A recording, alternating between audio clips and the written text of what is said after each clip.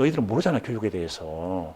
교육의 전문가는 대통령의 장관이 아니고 교육감이 아니고 현장 교사니까 그냥 맡겨둬 이렇게. 그래서 언제 한번 교육부 공무원들 다 문제에서 그 말을 했죠. 레디페라 비틀즈에 예, 냅둬. 전라북도 말로 그냥 내비둬.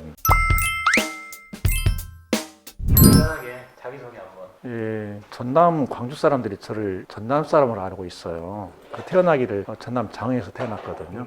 예, 그때가 1954년 1월 30날인데, 근데 어디 그 기록에 보면 53년 12월 26일이라고 되어 있어요. 그게 양력처럼 근데 그게 음력이고 항상 생일은 그 다음에 이렇게 돌아오죠. 예, 거기에서 태어나고 6개월 만에 전북 익산으로 왔습니다. 그때는 이리시였어요. 거기 초등학교를 나왔고요. 그리고 다시 중학교 고등학교는 다시 또 광주로 갔습니다. 네, 가서 중학교 고등학교 다녔고, 그리고 고등학교는 일반 고등학교가 아니라 상업고등학교예요. 그래서 그때 거기 갈 때는 이제 은행원 대기해서 갔던 것이고, 그래서 은행원 고등학교 졸업하고 1년 하면서 그때 서울에는 그 낙원상가와 해화동에 야간 캠퍼스 2개가 있었어요. 건국대하고 성균관대학교하고. 은행은 소공동이니까 거기서 가까운 데가 그 2군데거든요. 그래서 저는 이제 낙원상가에 있는 건대 야간 캠퍼스로 갔고, 한 1년 정도 병행을 하다가 너무 재미없는 거예요. 돈 버는 일이. 평생 이렇게 돈 벌고 살아야 되나 해서, 그래서 그냥 거의 다 치우고 이제 본교 캠퍼스로 옮겨서 거기에서 대학을 졸업하고, 근데 졸업한 것이 76년이죠. 72년에 대학 학부 입학해서 76년에 졸업하고, 그냥 76년 졸업하면서 바로 고대 대학원 법학과에 입학을 했고, 그러고서 87년 1학기부터 전북대 법대 교수를 했죠. 그게 이제 제 1학기 전부입니다.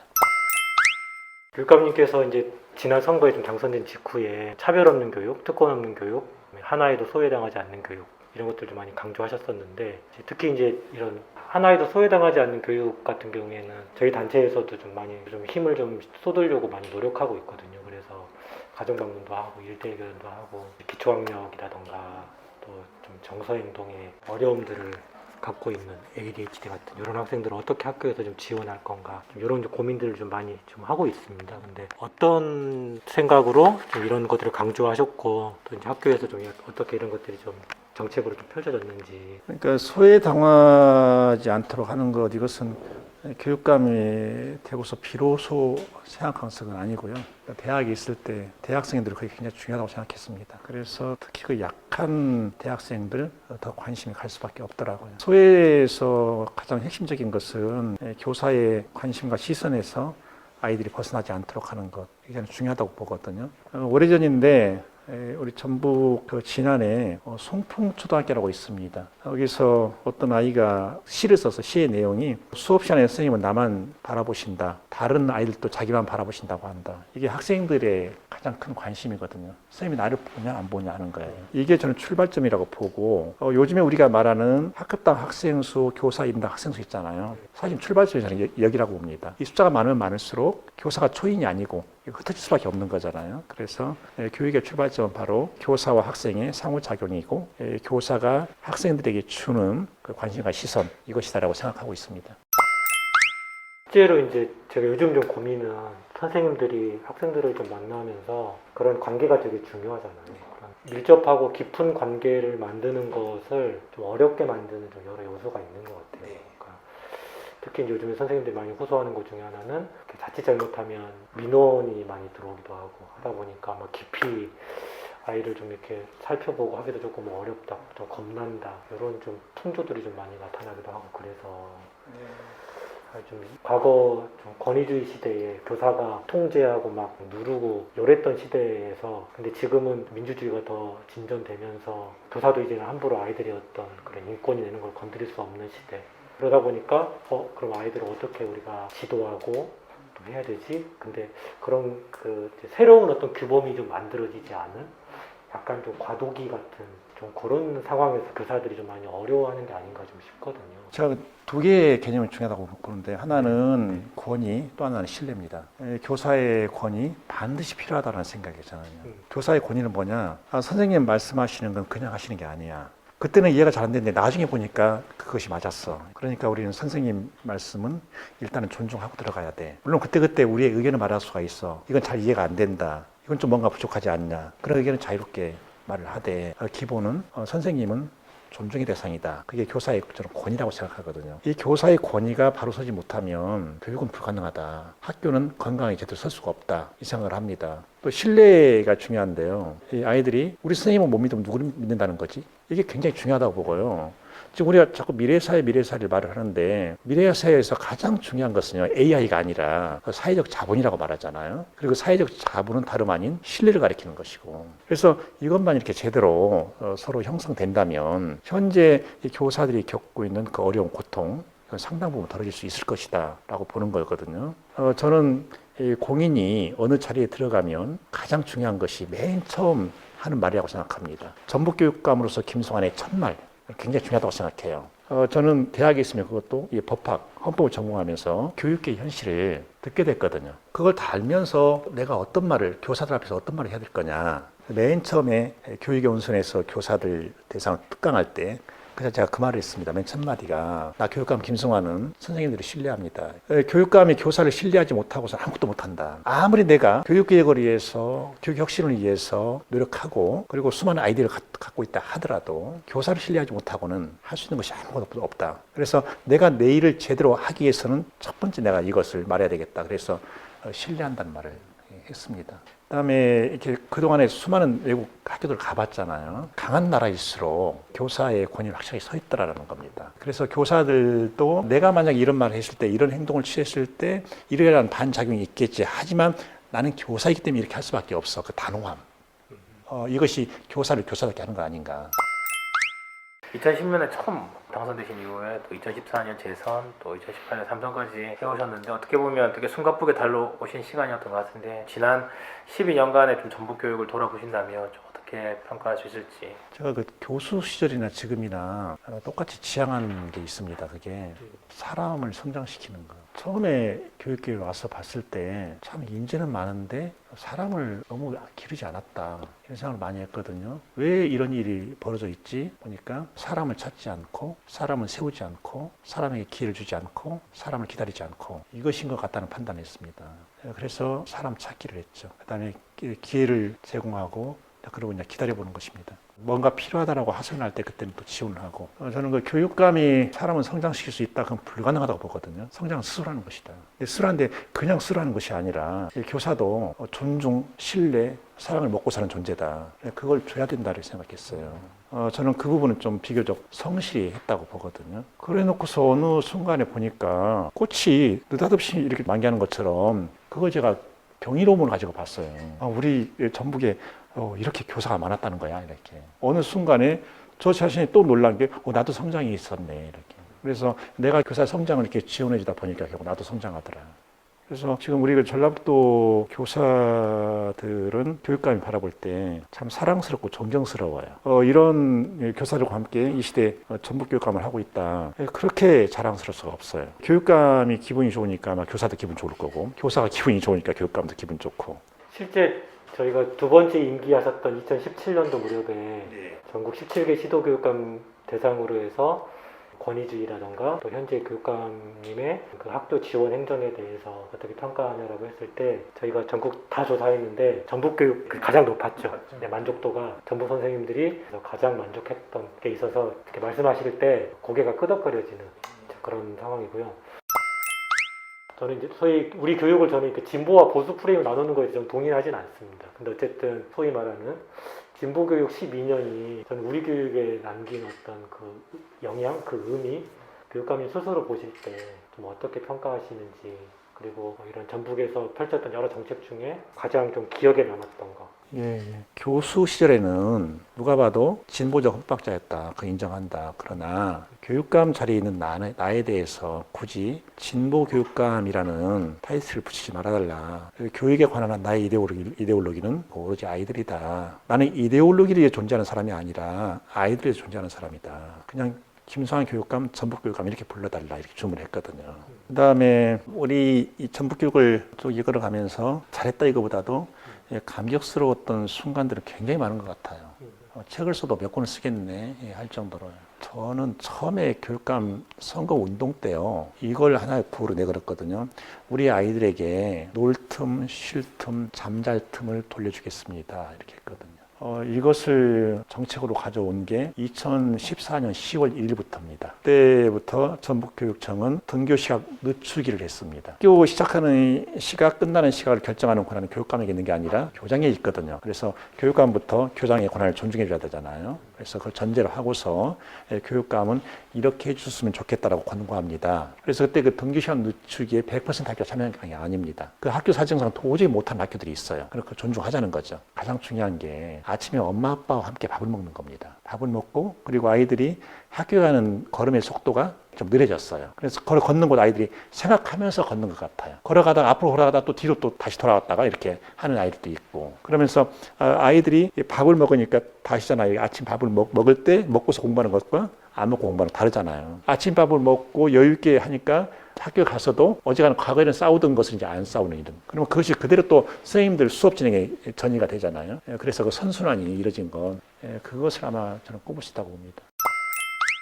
우리가 전북교육을 평가할 때 대체적으로 두 가지 꼽는다면 청렴하고 이제 혁신교육을 이야기를 하거든요. 지금은 청렴, 혁신교육이 당연한 것처럼 생각하지만 사실 12년 전으로 돌아가 보면 그거는 정말 만만치 않은 싸움이었을 것 같아요. 그 과정들 또 그런 과정 속에서 교육관님의 생각들 한번 좀 듣고 싶습니다. 제가 대학에 있을 때 사실은 전북교육 부패상을 어느 정도 알고 있었습니다. 전공이 법학이다 보니까 만나는 사람들이 변호사, 검사, 판사 이런 사람들이잖아요. 근데 그 사람 다 사건을 알고 있는 사람들이고 그래서 이 정도였나 이렇게 하는데 저는 그때는 뭐 교육감은 전혀 나하고 교육감은 전혀 평생 인연 없는 걸로 생각했다가 왔잖아요. 아까 말씀드렸죠. 다 아는데도 신뢰한다고 그래요.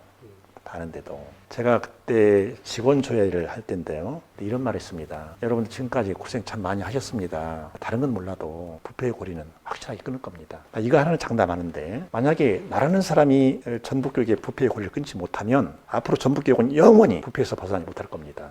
난 이건 반드시 해냅니다. 그런데 저는 이게 부패 청산 이것을 제 업적이라고 내수기가 좀 뭐하는 게 당연한 거 아닙니까? 그죠? 예, 아니, 교육계가 네. 청렴한 거니까 당연한 거 아니에요? 근데 당연한 것을 업적이라 말하는 것 자체가. 근데 그 당연한 게 10여 년 전에는 당연하지 이게 당연하잖아. 않았으니까. 그거는 전북뿐만 아니라 다른 시도 다른 시도 다 마찬가지고. 그렇죠. 예, 그렇게 하고, 지금 이제 최한성 교감 선생님이 이 혁신교육을 말씀하셨는데요. 이렇잖아요. 이렇게. 자, 지금부터 우리 혁신 학교를 세우고 혁신교육 시작합니다. 그렇다고 해서 혁신교육이 작동하는 건 아니잖아요. 이 말을 하기 전에 바닥에서 이미 움직임이 있어야 되거든요. 근데 그때 와서 보니까 적지 않은 수의 교사들이 갈망을 하고 있더라고요. 내가 이런 식으로 해서 언제까지 교사를 더 할 수 있을까? 교사로서 얼마나 또 내가 버틸 수 있을까? 그거 어떻게 해야 되지? 그러면서 또 이렇게 자기들끼리 계속 연구활동을 하고 또 몇 개 학교에서는 이미 혁신학교 간판만 안 달았다 뿐이지 이미 혁신학교로 하고 있더란 말이죠. 그래서 저는 그걸 확인하고서 자, 합니다 하고 시작한 거죠. 그 점에서는 굉장히 행운하죠. 만약에 아무것도 없는데 혁신학교 하겠다 얼마나 그거 힘들었겠습니까? 실천가들 입장에서는 어떤 정책적 지원 없이 그렇게 풀뿌리처럼 운동을 했었는데 좀 소진이 온 거죠. 지원이나 이런 거 더 이상 없으니까. 근데 그 때마침 이제 교육관님께서 정책을 만들어 주셨기 때문에 지원을 받아서 그냥 날개를 단. 근데 최근에 그 우리가 12년 하면서 그 선생님들이 교육과정을 개설할 수 있는 권한을 늘 요구를 했었는데 최근에 이제 전라북도 또 초등교육과정 총론에서 이제 그것을 할 수 있도록 권한을 또 만들어 줬거든요. 지금까지 혁신학교들이 사업이나 행사 중심으로 학교의 특색을 만들어냈다면 이제는 교육과정으로 그걸 만들어낼 수 있는 이제 처음의 시작점이 이제 생겼다라고 보거든요. 그런 모습들을 보시면서 교사들이 그렇게 활동하고 전라북도에서 그렇게 정책들을 만들어내고 또 그런 것들을 보는 교육감님께서도 좀 기분이 좋으셨을 것 같습니다. 저게 지금 광역형 혁신더하기학교에 그런 교육과정 구성 자율권을 주고 있잖아요. 줬다고 해서 움직이는 건 아니잖아요. 줬는데 안 움직이면 어떻게 할 거야? 어떻게 하겠어요? 교육감님은 모든 게 내 공이 아니다. 이거 정말 현장의 교사들이 이뤄낸 거다라는 말씀들을 계속 해주시고 계셔서 교사 입장에서 감사하기도 하고 그렇지만 사실 그 전까지는 그 작은 거 하나 하려고 이 정책 부서와 엄청 그 싸우다가 에너지가 소진되고 그러고 이것 조금 하고 이래왔던 시대에서 이제 뭐 좀 하려고 하면 교육청에서 이렇게 정책으로 길을 열어주기도 하고 뒤에서 밀어주기도 하면서 감사드리는 마음도 있고. 이게 지금까지 말씀드린 건 지금 주로 대내 관계를 가지고 말씀드린 거예요. 대외 관계가 있잖아요. 네. 이건 국가와의 관계죠. 처음에 전북에서 혁신학교 하려고 할 때 취급을 하더라고요. 내가 잘못하면 몰리는 거 아니야? 내가 탄탄히 방어를 하면 이건 살아나고 그렇지 않으면 이건 무너진다. 결국 내가 하는 일은 뭐냐? 화살 맞는 거다. 화살 맞다 힘들면 어떻게 하지? 그러면 혼자 깨끗하게 산화하는 것이고. 그러다 보니까 검찰 고소고발이 17번이. 그리고 그렇게 하다가 교육 관련해서 전북 교육 때문에 대법원 판례가 새로 생길 정도로. 대표적인 판례가 동일한 사안에 관해서 교육부 장관의 지시와 교육감의 지시가 다를 때 교육감의 지시를 따랐다고 해서 그것이 교육고문의 징계 사유가 되는 건 아니다. 이게 굉장히 의미 있는 판례거든요. 이게 대법원에서 선고한 거예요. 교육감이 대외관계에서 방어를 한단 말이죠. 화살 맞고. 근데 돌아보니까 이렇게 대내관계에서 교사들이 구경하고 있으면 어떻게 되겠어요. 근데 전북의 교사들이 그냥 결연하게 자기 길을 걷더라고요. 아니 뭐 영화를 찍어도 이보다 더한 영화가 있을까. 그리고 저 힘은 어디서 나왔지 한 거죠. 그런데 어느 순간에 보니까 과거의 교감 그런 흔적이 다 사라져버리고 과거의 교장 그 흔적이 사라지더라고요. 우리 함께 가자 이런 식으로 진용이 갖춰지더라고요. 그러니까 아까 말씀드린 것처럼 정말 경이적인 일이죠. 그렇게 교사들하고 하다 보니까 우리나라 꼭 전북 교사라고 국한할 필요는 없습니다. 우리나라 교사들이 가진 힘, 장점 그런 거는 어떤 거라고 생각하시고 아쉬운 점도 되게 있을 것 같아요. 예, 처음에 와서 교사들 하는 거 깜짝 놀랐어요. 어떻게 이렇게 하루하루 살 수 있는 거야? 벌써 죽었겠네. 예, 그 엄청나게 많은 수업 시수, 수업만 합니까? 아이들 상담해야 되고 이 공문 공화국에서 계속 공문 만들어내야 되고 완전 철인들이네. 어떻게 견뎠지? 그래서 그 점에 대해서 하여튼 할 수 있는 걸 최대한 부담을 덜어버리고 그러고 나면은 그 에너지가 정도로 갈 거 아니냐 이거죠. 그래서 그 일을 하고 반대로 교사들에게 아쉬운 점이 뭐냐 딱히 이게 잡지는 못하겠어요. 이게 아쉽다 뭐 이런 건 잡지 못하겠고 예를 들어서 교사가 어떤 글을 이렇게 쓰잖아요. 쓸 때 보면 이렇게 읽어보고서 이것은 이 부분은 원전 좀 더 한번 보면 좋을 텐데 왜 원전을 안 봤을까? 원전이 이렇게 안 나와 있는데 거기에 대해서 바로 답이 나오는 것이 원전 본 시간을 주란 말이야. 이렇게 촘촘한 시간 속에서 이런 책을 써낸다? 그 대단한 거잖아요. 대학 교수는 시간 많이 줘도 못 쓰잖아요. 그렇게 책을 써낸단 말이지. 그 다음에 그 문제 출제하는 거 있잖아요. 안 줬어 교사들에게 문제 출제하는 기회를. 기껏 해봐야 자기 학교 내에서 자기 학년을 대상으로 하는 거 이것만 출제해봤지 이것도 출제하는 것도 교수들이 확 손을 털어버리면 이것도 급 상승할 거래 아마 문제 출제하는 능력이. 네, 아마 아까 공문 교육 행정이라고 말씀하셨는데 사실 이 부분은 교사들이 굉장히 많이 관심도 있고 더 간소화됐으면 좋겠다 생각되는 건데 이게 실제 12년간 교육감님들은 끊임없이 교육행정 정상화 또는 뭐 간소화 이런 정책들을 펼치셨어요. 근데 실제 현장 교사들이 느끼기에는 또 여전히 업무들은 많고 여전히 공문들도 많고 좀 그렇다라는 거죠. 10년간 했는데도 이게 왜 안 됐을까? 전북교육행정 소장으로서 좀 안 되는 그 지점이 어딘지 뭘 좀 해결해야 이것들을 좀 더 교사도 교수와 같은 그런 환경들을 만들어줄 수 있을까? 혹시 좀 교육부도 그렇고 시도교육청도 그렇고 교사에게 맡기는 교육이 아니라 이끌어가는 교육을 하려고 하는 것 같아요. 방향 제시하고 교사에게 그러니까 국가가 교육부가 시도교육청이 교사에게 교육의 방향을 제시하려고 하니까 그렇다고 해서 그 정도 전문성도 없으면서 말이죠. 얼마 전에 다른 인터뷰를 했는데 이런 질문 받았습니다. 지금 전라북도에는 학교 자치제가 있습니다. 그리고 교육감님도 학교 자치에 대해 굉장히 관심을 많이 갖고 있는데 전라북도 학교 자치가 제대로 잘 되려면 교육감이 하셔야 될 일이 뭡니까? 물어보는 거예요. 그래서 내가 일을 안 하는 겁니다. 그랬어요. 내가 일을 안 하신다고요? 교육감이 일을 많이 하면 할수록 학교가 힘들어져요. 이것을 국가 전체 차원에서 보면 그냥 국가는 가만히 있어라. 너희들은 모르잖아 교육에 대해서. 교육의 전문가는 대통령의 장관이 아니고 교육감이 아니고 현장 교사니까 그냥 맡겨둬 이렇게. 그래서 언제 한번 교육부 공무원들 다 모인다서 그 말을 했죠. 레디페라 비틀즈에 냅둬. 전라북도 말로는 그냥 내비둬. 그러면 되는 거예요. 그러면 되는데 이게 우리나라 교육이 있잖아요. 다들 교육 전문가잖아요. 그죠? 언론사 기자가 교육 전문가고 정치인은 뭐 물론 당연히 100% 교육 전문가고 장관도 다 교육 전문가고 이러잖아요. 교육 전문가 아닌 사람은 그냥 깨끗하게 손을 털어버리는 그런 게 있어야 되는 거죠.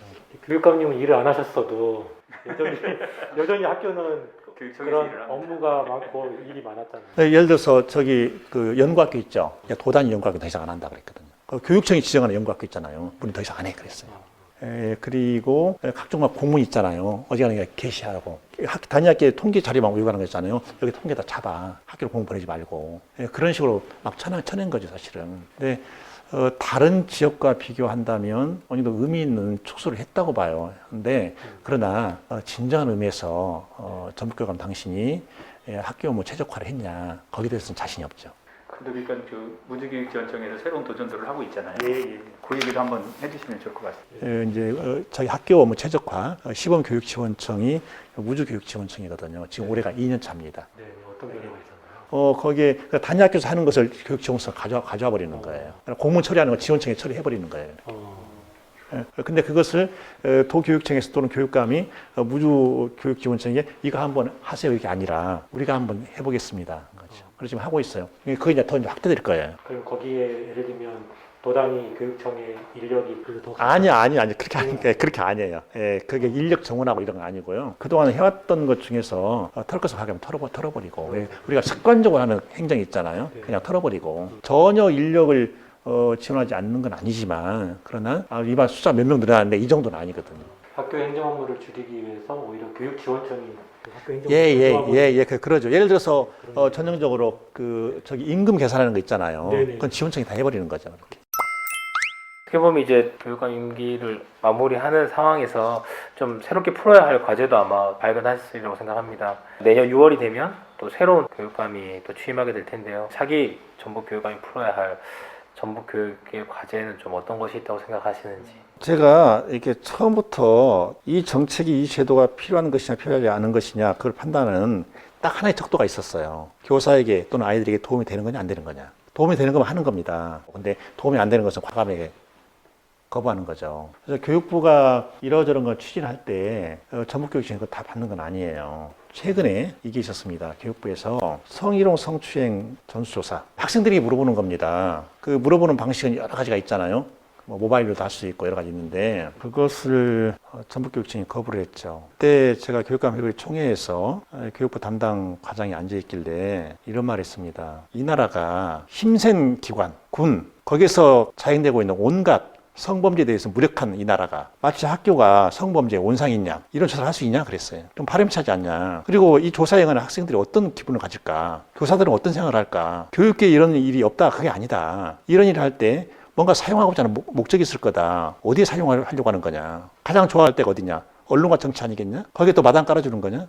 그래서 안 된다 했거든요. 그래서 그때 교육감협의 총회에서 일단 안 하는 걸 됐는데 그 뒤에 보니까 변형으로 교육감협의회 임원단의 동의를 얻는 것으로 해서 전수사를 표집사를 하겠다 이렇게 한 거예요. 근데 그 교육부에서 담당 공무원이 계속 전북교육청으로 전화가 왔다는 거예요. 근데 거기에서 책임자가 우리는 못한다. 교육감 씨가 떨어지지 않았다. 우리 못한다. 그래서 아마 전북교육청만 자료를 안 준 것 같아요. 근데 사실은 최한성 교감 선생님 이런 케이스가 좀 여러 개 있잖아요. 많죠. 네. 그리고 오히려 그 교육부나 이쪽에선 전라북도 교육청에 소속 장학사나 선생님들이 말을 잘 안 듣는다. 아니 그걸 뛰어넘어서 오히려 왜 그렇게 정책을 펴느냐라고 이야기한다. 그 얘기를 많이 해요. 그러면 차기 교육감도 어떤 구체적으로 해결될 과제 정책 이걸 이렇게 말씀하시기보다는 그냥 차기 교육감도 그렇게 아이들 중심으로 해서 하시면 되는 거다. 저게 아이들 철저하게 보호하고 전체 인간이라는 존재 자체가 자율적 존재이기 때문에 자율성을 최대한 꼽혀줘라. 그리고 교사에게 필요한 것은 믿고 맡기는 거다. 지금 아까도 이제 그 중앙정부랑 관계 말씀하셨는데 내년이면 국가교육위원회 출범하고요.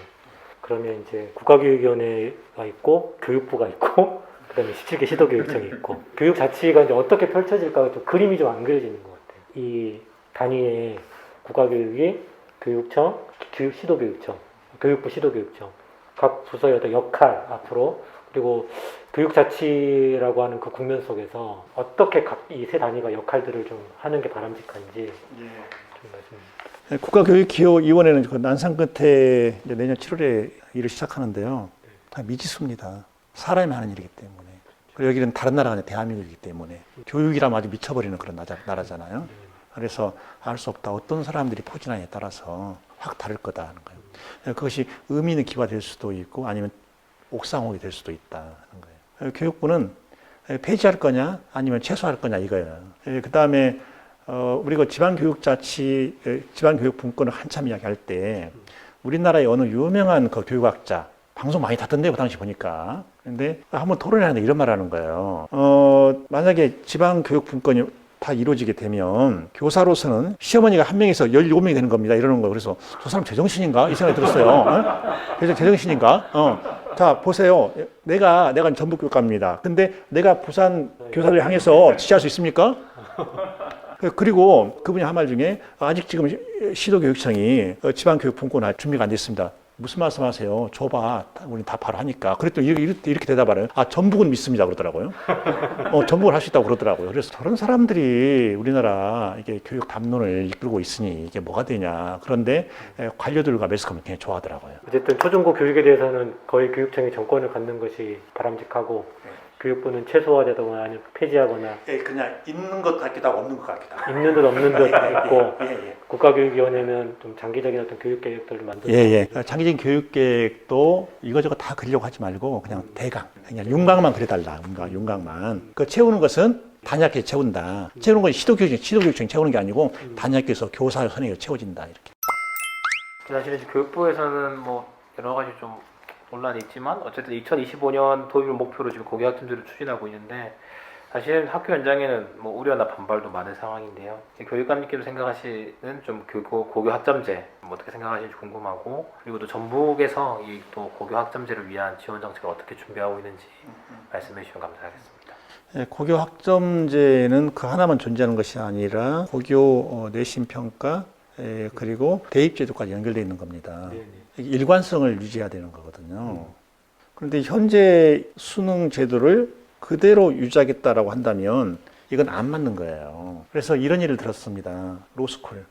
우리나라 처음에 로스쿨 출발할 때 로스쿨마다 무엇을 특색으로 하겠는지 내놔라. 그래서 특색 위주로 했거든요. 어느 대학은 뭐 인권법, 어느 대학은 뭐 동북아법 이런 식으로 해서 했단 말이죠. 근데 빚 좋은 계산을 그죠. 왜 그러냐? 변호사 시험 제도가 있잖아요. 변호사 시험에 주요 과목으로 나오는 것만 학생들이 수강 시작하는 거예요. 과목 다양하게 열어놨죠. 아주 다양하게. 호화찬란하게 열어놨어요. 근데 그게 뭐냐고. 누가 먹는 사람이 없는데. 그걸 예로 들었어요. 로스쿨 제도 얼마나 출발은 그럴싸했냐. 그냥 실패하지 않았냐. 거기 학점제? 다양하게 과목 놓을 거 아니냐. 지금 교사는 어떻게 하는지 그 대책도 없이 어쨌든 과목을 늘어놓는다. 그러면 학생들이 어떻게 그걸 취사 선택할까? 시험이다. 그래서 고교 학점제 처음에 그 말을 했을 때 저는 이제 두 가지를 봤어요. 하나는 실패할 경우, 하나는 성공할 경우.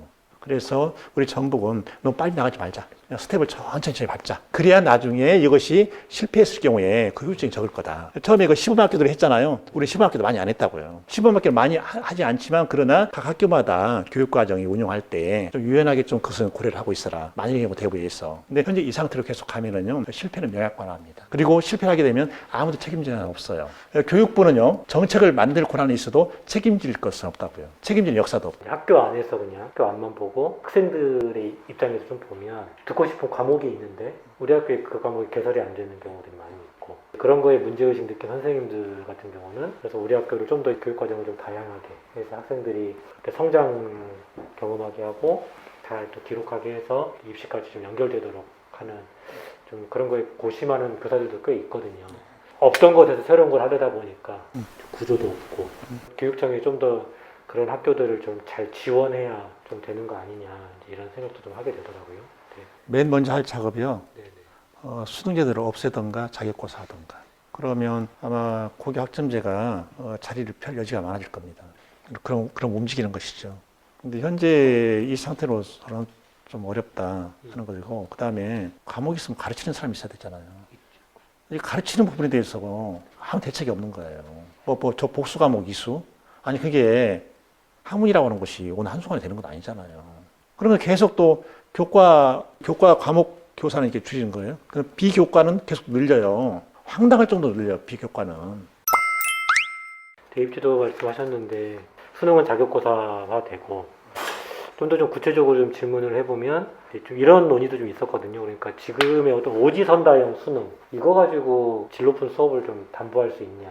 5개 중에 하나 고르는 맨날 이런 공부만 하게 되는데 그래서 좀 뭐 논술형 수능의 필요성도 좀 얘기도 좀 나오기도 하고 또 최근에 대학 그 공동 입학제라던가 대학 간 어떤 서열 해소 이런 정책들도 나오기도 하고 뭐 이런 거에 대해서는 좀 어떻게 이제 지금 현 시점에서 공동 입학제 이것은 하나의 아이디라고 생각해요. 알지? 아이디라고 생각하고 이 문제가 나오면은요. 그럼 다른 나라에서는 신입생 선발 어떻게 하지?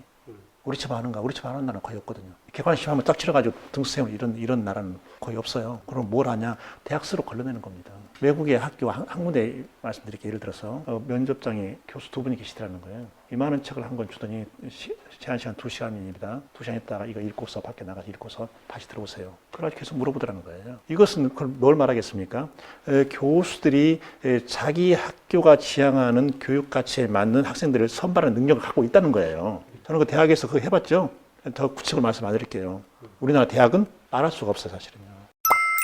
그 입시가 대학 자율로 가는 게 가장 바람직하다라고 말씀하셨죠. 예. 그런데 대학이 그렇게 자율적으로 입시를 할 수 있는 그런 역량이 있는가? 선발하는 거. 선발하는. 예. 이 아이는 지금 적성이 뭐구나? 이 아이는 지금 관심방이 어떤 거구나? 그렇다면 좀 여지가 있네. 근데 내신 보니까 점수는 좀 안 좋아. 근데 상당히 여기서 가능성이 보이네. 네. 그래서 선발 이런 식으로. 그러니까 선발하는 그런 역량이 예. 좀 미지수다. 예, 그렇죠. 참 이게 좀 딜레마잖아요. 그러니까 줄 세우기 선발을 없애려면 외국처럼 대학이 자율을 맡겨야 되는데 대학에는 그런 역량이 없고. 근데 왜 영향이 없냐면 그런 기회를 안 받았거든. 자율적으로 해봐라. 그럼 기회를 안 받았거든요. 그럼 뭔가 점진적인 어떤 단계가 그렇죠. 필요하잖아요. 대학 자꾸 그 능력을 키워 나가야 되는 거죠. 키워 나가기 위해 경험이 쌓여야 그러면 돼요. 어찌 보면 학종이라고 하는 게 좀 그런 그렇죠. 그런 어떤 하나의 점진적인 어떤 과정이 예. 그래서 학종이 중요하다는 거죠. 저희들도 이제 계속 고민하면 이제 그런 결론에 도달하긴 하는 것 같아요. 고등학교를 졸업할 만한 자격이 있는가, 소위 말하는 졸업 수능을 좀 자격고사화하는 정도. 그러면 그 이후에 얘는 이제 대학 가서 충분히 공부할 수 있는 기본적인 능력은 있어. 땡땡땅. 그럼 이제 대학에서 그 중에서 니네가 알아서 잘 뽑아가. 이게 가장 바람직한 것 같고. 아니 우리나라도 그 네. 자격고사 한 적 있잖아요. 예비고사. 저기 예비고사 내가 예비고사 3회거든요. 네. 그때는 저기 합격 불합격했어요. 저희 세대가 생각하는 본고사는 대학별 통합 논술 나와가지고 제시문 주고 이렇게 막. 지금도 이제 그 논술 평가하는 데가 있죠. 네네네. 그 문제 내는 교수는 풀 수 있습니까? 이러면 안 된다는 거죠. 그렇죠. 이게 대학 교수의 능력, 문제를 어렵게 낼 수 그 사람 능력이 교수입니까? 묘한 분위기가 있어 우리나라에. 저 기본적인 거 물어봐야지. 그리고 사고력을 물어보는 것이고. 논술형 평가에 대해서 어떻게 생각해요? 학교에서도 논술 평가 많이 확대됐잖아요. 네. 그런 논술형 평가에 대해서는 좀 어떻게 생각하세요? 그리고 그거를 대학에서도 또는 수능으로도 하는 거에 대해서. 논술형 평가는 저는 긍정적으로 학생의 그 생각을 지금 끌어내는 거잖아요. 원래 그 교육이라고 하는 그 본질 자체가 끄집어내는 거잖아요. 근데 우리는 정반대로 지금 집어넣고 있잖아요. 그래서 그게 맞다는 거죠. 교육의 본질이 또 맞고. 그래서 면접이나 이렇게 논술 쓰기에서 표현이 충분하지 못했어? 그런데 뭔가 보인단 말이죠. 고사 볼 때. 그럼 평가해 주는 거죠. 가장 큰 딜레마가 그렇게 면접하고 논술 이렇게 하고 해서 얘는 정말 뭔가 부족해. 근데 뭔가 보여서 했을 때 현재 지금 우리나라의 이 평가 문화상 그게 공정해라는 이제 이 질문 때문에 미치는 거예요. 그러니까 아까 그 단호함 이런 이야기 했잖아요. 네. 우리 대학 신입생 선발의 공정성에 대한 대학 자체에 단호함이 있어야 되는 거예요. 그래서 꼭 대외 관계에서 단호함뿐만 아니라 우리 자신에 대해서 단호함이 있어야 되는 거예요. 우리는 공정하지 못한 거 허용하지 않아. 내 자신에게 우리 자신이 그거 허용하지 않는 거야. 이렇게 하고 그 다음에 대학이라는 것은 말 해도 대학이지 거기에 이런저런 프리미엄이 붙으면 안 돼요. 그 다음에 경쟁을 또 해야 돼. 근데 우리는 그게 어렵잖아요. 그럼 일정 부분 제도화가 필요한 겁니다. 어떤 제도가 필요하냐. 특정 대학이 몇 퍼센트 이상 못 들어가게 한다든가. 제가 고등학교를 상업고등학교 나왔잖아요. 그 광주 상고 출신들이 워낙 은행을 많이 들어가다 보니까 거의 독점하다시피 하니까 은행에 따라서는요 광주사는 몇 명 초과 못해 합격자. 실제로 그렇게 했어요 그 당시에요. 근데 이제 그거보다 더 중요한 것은요 지역 균형인재 선발. 일종의 쿼터를 줘야 된다는. 예, 그렇죠. 그럼 여기서 이제 여기 전라북도 공기업들이 많이 있잖아요. 최소 그 지역에서 초, 중, 고를 졸업한 단순히 정만 두는 것이 아니라 부모가 거주하는 그런 학생들의 쿼터를 절반 이상. 법학자시니까 한 가지만 더 여쭤보면 교수가 그렇게 아까 단호하게 나는 이 학생에 대해서 이런 가능성을 보고 내가 뽑았다라고 했을 때 이게 일종의 어떤 법적인 우리나라 같은 경우는 그러면 이제 교수를 상대로 소송을 걸 수도 있을 것 같아요. 일종 대법원의 판례나 이런 걸 통해서 그것을 어떤 교수의 어떤 자율적 판단의 영역으로 남겨놓는다고 그런 판례가 있는지. 저기에 대학에서 그 교수 총원할 때 그때 막 이의제가 있잖아요. 수송도 가고 하거든요. 근데 대부분 원고 청구 인용 안 돼요. 이것은 심사 재량의 범위다 이렇게 보는 거예요. 그러면 지금이라도 교육부가 결정을 해서 일정 부분 그거를 대학의 자율의 영역으로 남겨놓고 그리고 거기에 대해서 내려진 결정에 대해서는 인정해주는 예, 그렇죠. 그렇죠. 그럴 수 있다라는 예, 말씀이시죠. 예, 예. 그리고서 뭐 국민의 자꾸 이제 공정성 뭐 이래 하잖아요. 근데 언제까지 그 국민의 기호도에 따라서 교육 정책이 춤출 겁니까? 그러면 이 교육 공정의 담론을 현재 지금 우리는 그러면 어떻게 넘어가면 좋을까요? 그래 이제 정확한 그 제도를 만드는데요. 지금 쭉 이야기했잖아요. 네네. 이걸 담으면 될 것 같고. 그러니까 그럼 예, 지역 예, 쿼터라던가 예, 그렇죠, 그렇죠. 이런 예, 거 대표는 네. 하면 될 것 같고. 다만 공론화 이혼회 이런 거 있잖아요. 네네. 난 너무 유치해. 왜 당신이 직접 결정하지? 책임을 떠넘겨. 이런 말이 있으면 의사민주주의. 민주주의인데 그럴싸하게 보이는 민주주의. 슈도 디마크러시. 꼭 이걸 하고 있는 거예요. 공론화를 하지 않는 민주주의가 어디가 있습니까? 다 하는 거지. 당연한 거지 그거야. 그런 건 언론 선거 자체가 공론화 아니에요? 네, 그렇죠. 예. 네. 다 알고 있다는 그 교육 관리들도 이렇게 학부모들까지 다 열어놓는 공론화 위원회 있잖아요. 네. 그 기득권 학부모들 다 진친다고 하더라고요. 근데 약한 학부모들은요, 거기에 나갈 시간도 없어요. 삶의 여유가 없어. 그러니까 이게 사실은 그 학부모들 그런 태도도 사실 객관식이 만들어낸 겁니다. 정답 찾기 교육이 만들어낸 거예요. 저 평생 그 시험 문제 출제하고 살았잖아요. 사법시험 행정문제 하고 살았잖아요. 우리 시험 내면서 의원들께 하는 말이 있어요. 우리가 지금 이게 지금 정답이라는데 이게 절대적으로 이게 정답이라 말할 수 있냐? 글쎄 이런. 그게 지금의 수능의 문제랑도 그렇죠, 같은 그렇죠, 거죠? 그렇죠. 네. 근데 시험이 오늘을 알거든. 그러니까 항상 시험인데 긴장이 뭐냐? 이익이 들어오는 거 이거잖아요. 미래 교육의 모습은 어떨 거라고 생각하세요? 그리고 그런 미래 교육을 위해서 교사들은 지금부터 좀 뭘 좀 준비해야 되는지. 그 호지 여사가 쓴 책 제목이 올드 퓨처스죠. 오래된 미래죠. 네, 오래된 미래. 근데 그게 논리모순이잖아요. 사실은 그게 시대에 맞는 담론이 되잖아요. 우리는 다 이렇게 던져버리던 거 이것을 요즘 또 같이 가져오거든요. 한국에서 합숙선, 여름에 합숙선 이거 쓰거든요, 여기. 쓰는데 합숙선 문화 거의 사라졌죠. 지금요, 유럽에서는요, 완전 자기들이 이거 만든 것처럼 오리진이 거기 있는 것처럼 이렇게 이걸 하더라고, 사용하고 있더라고. 그것이 지금 우리 디지털 이야기 하는데 아날로그를 토대로 하지 않는 디지털은 그건 공한 거예요. 데이비드 섹스가 쓴 아날로그의 반격 있죠. 네. 거기에 그런 문장이 나오거든요. 우리 인간의 몸은 아날로그잖아요. 그걸 이제 토대로 해서 하는 거다. 한 3년 전쯤에서요, 독일 뉴스를 쭉 보면은요, 그때는 뭐가 판을 쳤냐면 AI 교사. 그게 판을 쳤거든요. 그게 시대의 대세인 것처럼 막 나오더라고. 무슨 독일에서 일어나? 진짜 이렇게 되는가 보다. 독일이 저렇게 말을 하며. 그런데요, 딱 1년 전에 바꾸는 거예요. 어떻게 하느냐? AI 튜터예요. 로봇 튜터. 로봇 티처가 로봇 튜터로 바뀌더라고요. AI는 티처는 될 수 없다. 그렇죠. 가슴이 없잖아요, 인간의 가슴이. 교사에게서 가장 중요한 게 가슴이잖아요. 튜터와 티처의 가장 큰 차이는 가슴이라고 생각해요. 예, 저는 그렇게 봐요.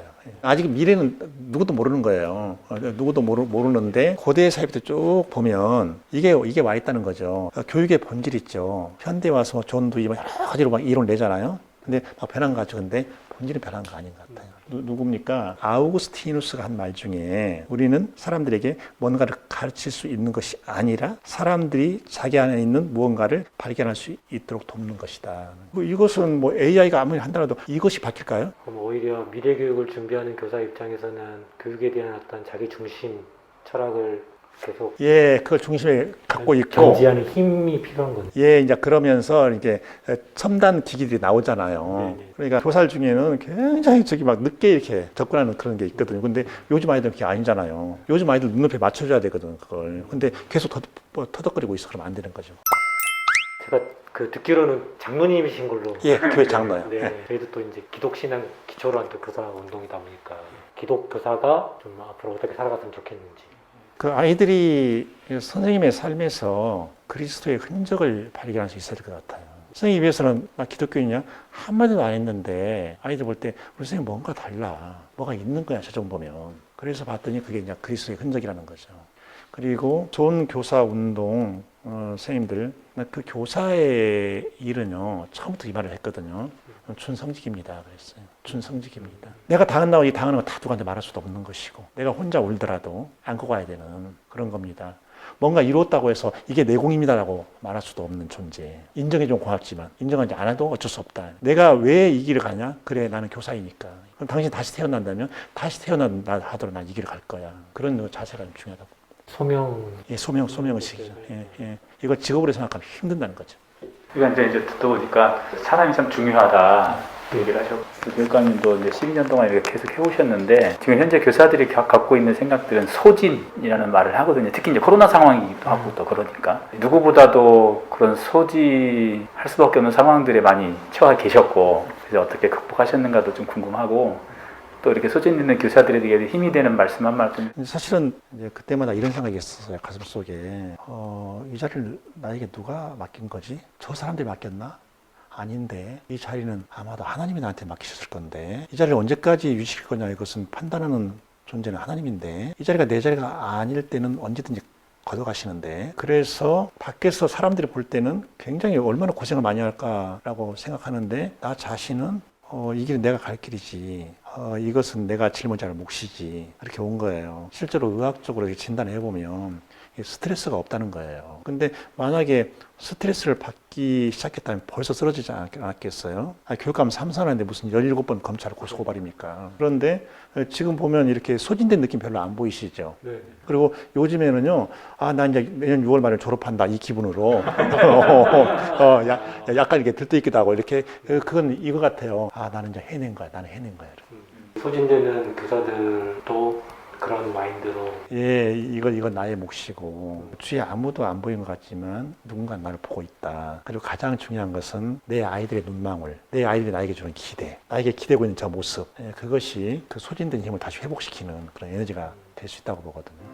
두서없는 질문들에 대해서 답을 주셔서 감사합니다. 두서없는 질문 많이 하시더라고요.